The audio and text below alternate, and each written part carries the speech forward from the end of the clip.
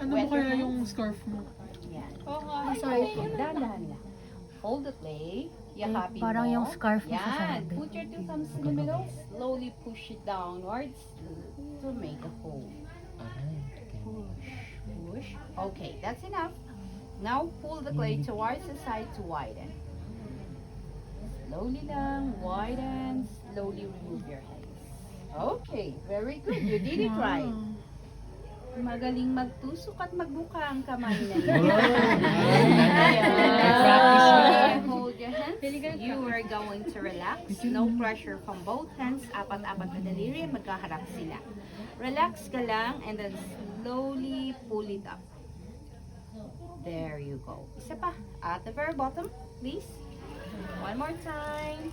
You are going to relax and then slide it up.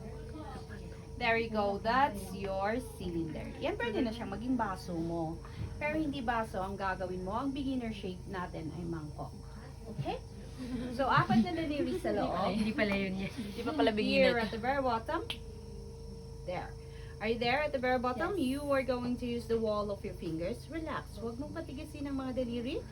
You are going to use the wall of your fingers. Tulak mo siya.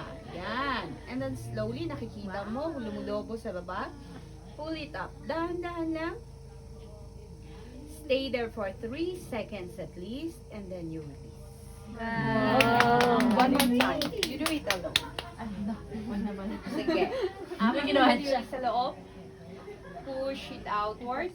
Push. Starting at the very bottom. Push. And then slide up. Slide. Up. Up. Hold at the top. Then you release. Okay, one more time. Palawakin mo pa para magkasya ang ramen. Pa. Tulak. Tulak. Then slide up. Slide up. Up. Up. Up to the very, very top of the plate. Palawakin mo yan. Up. Up. Hold for 3 seconds. Slowly. Release. Okay. Eto na lang ayusin mo, ma'am. Ang nakausli na plate. Relax lang. Relax. Ayan. Tagalan mo kasi sa baba kasi mas makapal. And then slowly lang aakyat. Ang tigas ng kamay. Relax. There you go. That's your ramen bowl. Wow. Yay! Galing.